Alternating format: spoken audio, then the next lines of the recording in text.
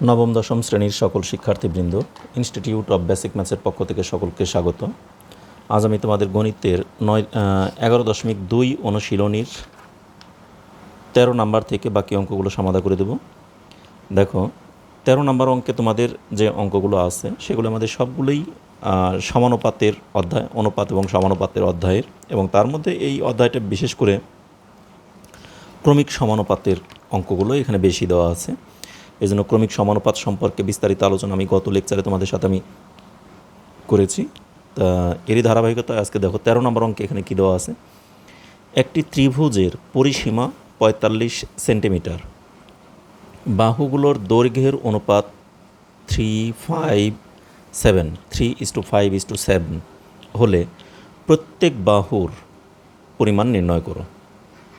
তাহলে প্রত্যেকটা বাহু কতটুকু করে আছে সেটি একেবারেই 3 লাইনে অঙ্ক। তাহলে একটি ত্রিভুজের পরিসীমা মানে কি? 3টি বাহুর যোগফল। তাহলে 3টি বাহুর যোগফল দেওয়া আছে 45 সেন্টিমিটার। তার মধ্যে একটি বাহু, প্রথম বাহুটি যদি হয় 3 সেন্টিমিটার, পরেরটি হবে 5 সেন্টিমিটার, তারপরেরটি 7 সেন্টিমিটার। তাহলে আমরা 3টি অনুপাত যখন দেওয়া থাকে সেই 3টি অনুপাতে যোগ করে তারপর আমরা অঙ্কগুলো করতে পারি। এর আগে এই জাতীয় অঙ্ক আমরা অনেক করেছি, সেই অনুযায়ী আমরা এগুলিকে দেখো সমাধান করে ফেলি।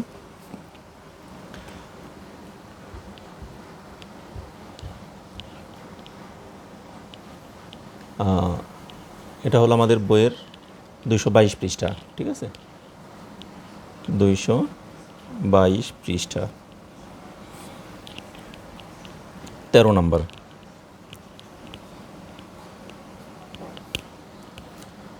তেরোতে এখানে আমরা লিখতে পারি, দেওয়া আছে একটি ত্রিভুজের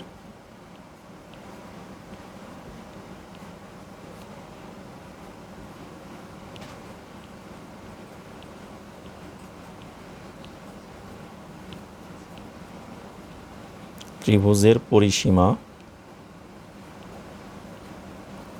45 সেন্টিমিটার এবং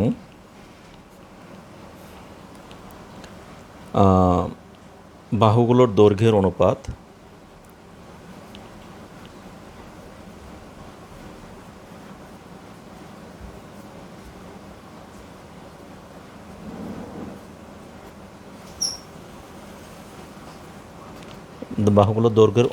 বইতে কত কত দেওয়া আছে আর একবার দেখে নিই। 3:5:7, 3:5:7, এই তো।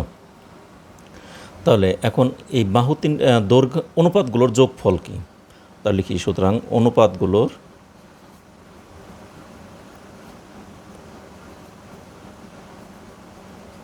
যোগফল সমান সমান 3 + 5 + 7 সমান সমান 15। এটা হলো আমাদের অনুপাতগুলোর যোগফল। তাহলে এখন পরিসীমা, অনুপাতগুলোর যোগফল মানে কি? 3টি বাহুর যোগফল। আর এখানে পরিসীমা যখন আমাদের দেওয়া আছে 45, তাহলে প্রথম বাহুর দৈর্ঘ্য হবে কত? 45 এর 15 ভাগের 3 ভাগ, অর্থাৎ দেখি আমরা, সুতরাং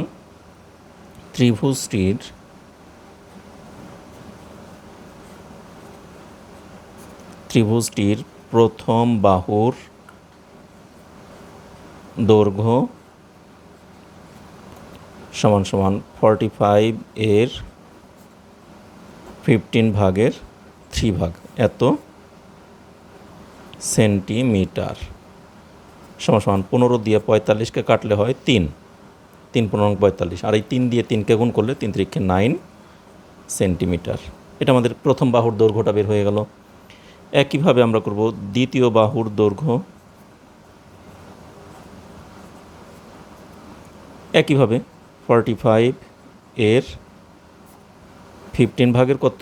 দ্বিতীয়টা হলো 5, অনুপাতে আছে 5, এত সেন্টিমিটার। তাহলে এই 15 দিয়ে 45কে কাটলে হয় 3, 3×5=15 সেন্টিমিটার। এটাও হয়ে গেল। এর পরবর্তীতে তৃতীয় বাহু আমার এখানে না লিখে এপাশে লিখি, অথবা এখানেই লিখি, আমি একটু উপরে উঠিয়ে দিই। দেখো, তৃতীয় বাহুর দৈর্ঘ্য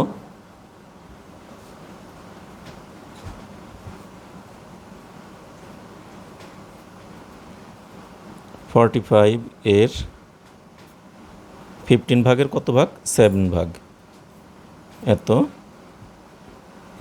সেন্টিমিটার সমান সমান এখানে এই লিখে ফেলি 3 7 21 সেন্টিমিটার। তাহলে আমাদের বলছে কি তিনটে বাহুর দৈর্ঘ্য কত, এই তো বের হয়ে গেল।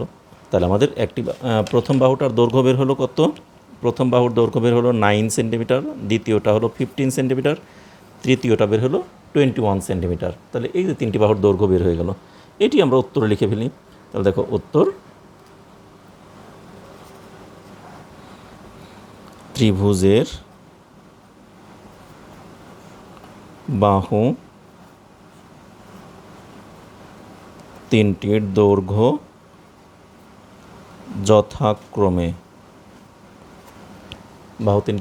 যথাক্রমে কত? প্রথমটা আমরা পেয়েছি 9, তারপরটা 15, তারপরটা 21। 9 সেন্টিমিটার, তারপর হলো 15 সেন্টিমিটার এবং 21 সেন্টিমিটার। শেষ, এই হলো আমাদের উত্তরটা। ঠিক আছে, তাহলে আমাদের তিনটি বাহুর দৈর্ঘ্য খুব সহজে বের হয়ে গেল। অঙ্কগুলো কিন্তু খুব কঠিন না, একেবারেই সহজ অঙ্কগুলো। তোমরা আরেকবার দেখে নাও। ঠিক আছে, আমি তোমাদের আরেকবার দেখার জন্য এটাকে সুযোগ করে দিলাম। এবার আমরা দ্বিতীয় অঙ্কটায় চলে যাব, 14 নাম্বার। দেখো বইয়ের 14 নাম্বার অঙ্কে কী দেওয়া আছে সেটি আমরা দেখি।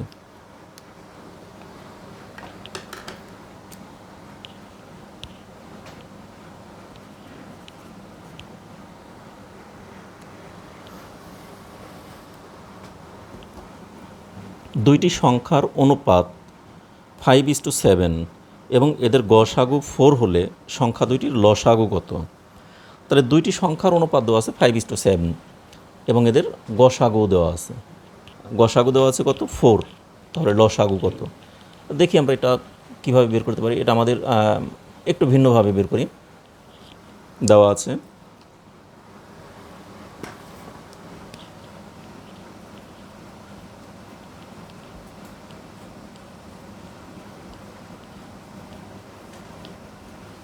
দুইটি সংখ্যার অনুপাত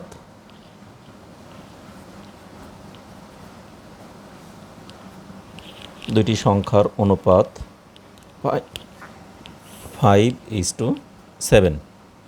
তাহলে এখন লিখি, মনে করি প্রথম সংখ্যাটি 5x এবং দ্বিতীয় সংখ্যাটি, দ্বিতীয় পাশে লিখি নিচে, সংখ্যাটি 7x। আমরা এটা ধরে নিলাম। ঠিক আছে, তাহলে এখন লিখি, সুতরাং সংখ্যা দুইটির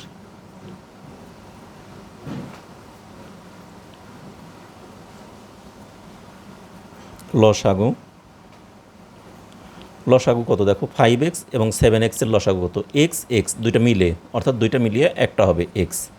আর 5 আর 7 এর লসাগু কত? 5 7 35, মানে 35x। এটা হলো লসাগু। এবং গসাগু কত? সংখ্যা দুইটির গসাগু কত? গসাগু মানে উভয় জায়গায় যে সংখ্যাটা মিলে সেটাই। তাহলে 5 7 মিল নেই, তাহলে 5 এবং 7 গসাগু হয় 1, আর x এর গসাগু হয় x। তাহলে সংখ্যা দুটির গসাগু হয় অনলি x। কিন্তু আমাদের বইতে দেখো বলে দেওয়া আছে সংখ্যা দুটির গসাগু কত? 4।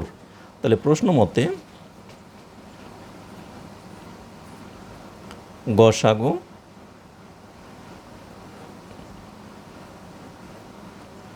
সমান 4।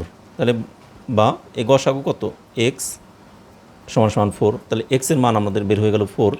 তাহলে এখন আমাকে প্রশ্ন করছে কি গসাগু তো x আমাদের বের হয়ে গেল, এখানে আর আমাদের কোনো সমাধান করতে হলো না, আমাকে বের করতে বলছে সংখ্যা দুটির লসাগু কত। তাহলে লসাগু কত? লসাগু হলো 35x। তাহলে এই 35-এর জায়গায় 35x এর জায়গায় খালি 4 বসিয়ে গুণ করে দিলেই হয়ে গেল।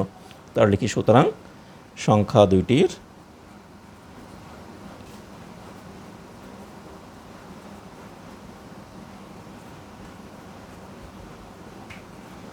লসাগু সমান 35 ইন্টু x এর পরিবর্তে 4।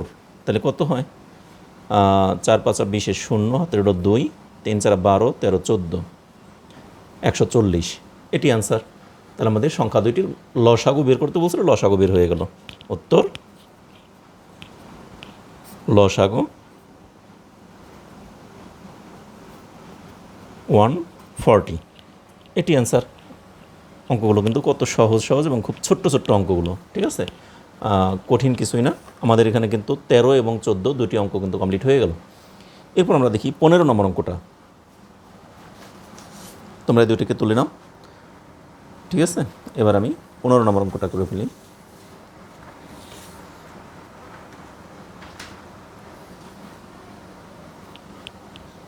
দেখো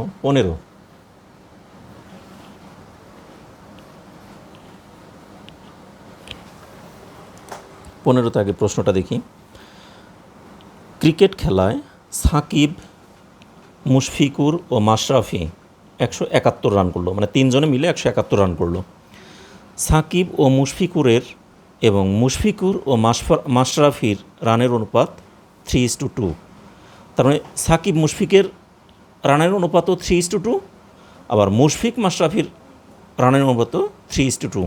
অর্থাৎ এখানে দুইটি অনুপাত দেওয়া আছে, আর সেই দুইটির অনুপাত থেকে আমাদের ধারাবাহিক অনুপাত আগে বের করতে হবে। গতদিন তোমাদেরকে যেভাবে দেখিয়েছিলাম ধারাবাহিক অনুপাত বের করার প্রক্রিয়াটা, সেই প্রক্রিয়া আমরা আগে ধারাবাহিক অনুপাত বের করব।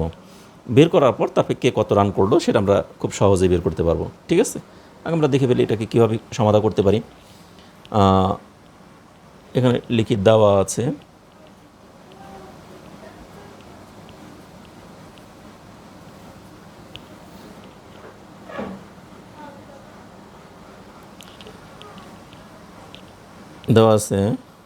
সাকিব ও মুশফিকুরের রানের অনুপাত, এই তো সাকিবের রান এবং মুশফিকুরের রান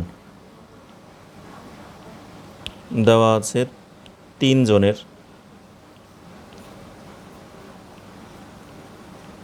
মোট রান হলো 171। 3 জনে মোট রান করছে কত? 171। হ্যাঁ, 171। আচ্ছা, আরও কিছু দেওয়া আছে, সেটা হলো সাকিব এবং মুশফিকুর। তাহলে সাকিবের রান ইজটু মুশফিকের রান,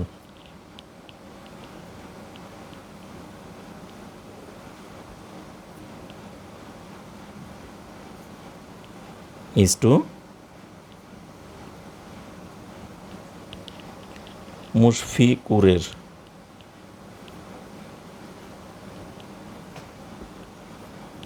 সমান 3:2। 3:2। আবার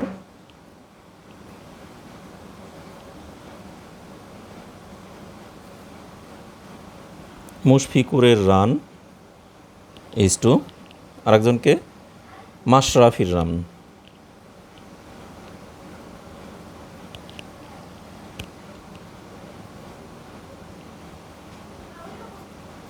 এটাও দেওয়া আছে 3:2। তাহলে দেখো এই প্রথম অনুপাতের ডান পাশেরটা মুশফিকুর, আর দ্বিতীয় অনুপাতের বাম পাশেরটা মুশফিকুর।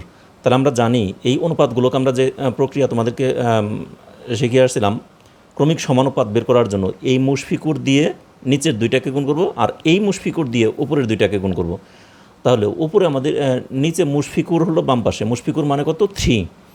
এই 3 দিয়ে আমরা কি করব?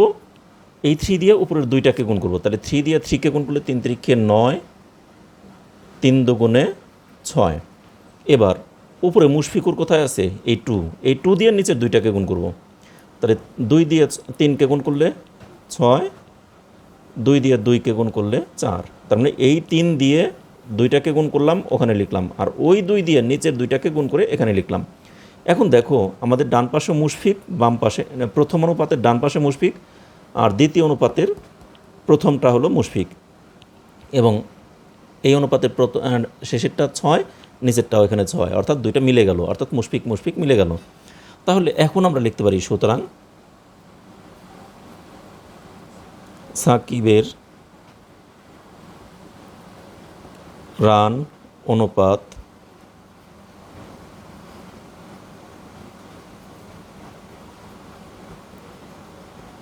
মুশফিকুরের রান অনুপাত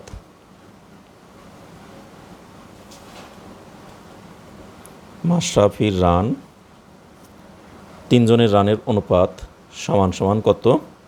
তাহলে সাকিব হলো 9, মুশফিক হলো 6, মাশরাফি হলো 4। এই তো। এখন লিখি অনুপাত তিনটির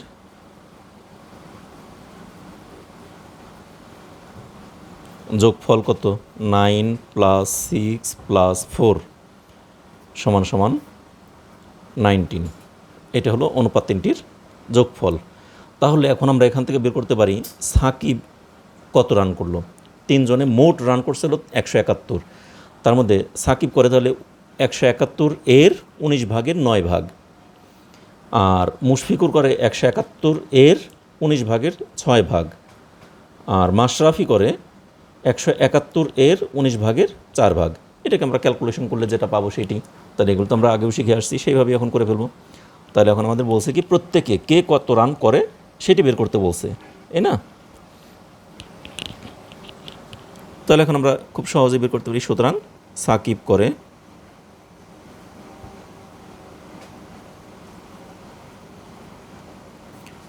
171 এর 19 ভাগের 9 ভাগ এত রান সমান সমান 19 দিয়ে 171কে কাটলে কত হয়?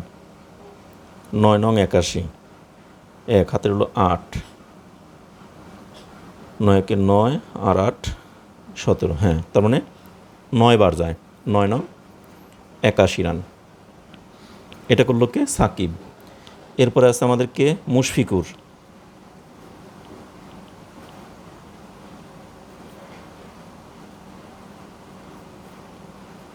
একশো 71 এর 19 ভাগের 6 ভাগ, 19 দিয়ে 171কে কাটলে হয় 9, 6 নং 54 রান। এবং মাশরাফি করে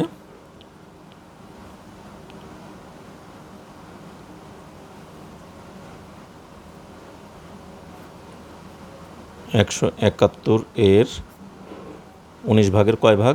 4 ভাগ, 19 দিয়ে 171কে কাটলে হয় 9, 4 নং 36 রান। এটি উত্তর। তাহলে আমাদের উত্তরগুলো কিন্তু আলাদা করে আর না লিখলেও চলে, এখানে কিন্তু উত্তর হয়েই গেল। এখানে আমরা ইচ্ছে করলে সেকেন্ড ব্র্যাকেট দিয়ে অ্যান্সার দিয়ে দিতে পারি, অথবা আমরা আলাদাভাবে উত্তরটা এখানে লিখে দিই।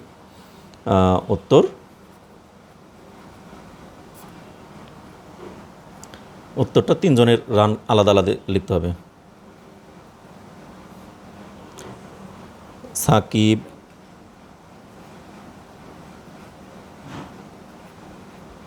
মুশফিকুর ও মাশরাফি